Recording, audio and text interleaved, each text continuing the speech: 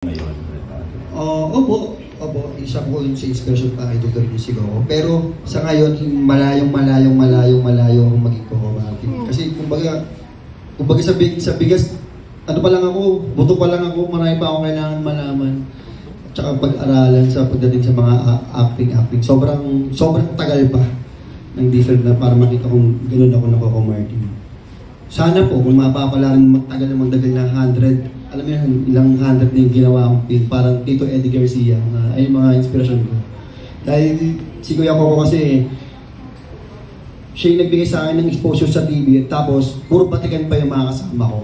Nakakasama sila Eddie Garcia. So ayun, parang siya yung naging peg ko. Sana maraming Coco lumabas na bata na katulad na matulungan na iba. Pero naging close mo na rin siya, no? Personally. Opo. Paano mo siya ipapakilala sa amin? Sobrang bait, sobrang humble, sobrang hindi mo makikita na naiinis na nagagalit. Wala siyang ganun. Okay. Napaka-plain niya tao. Ayun po. Thank you so much. Salamat po.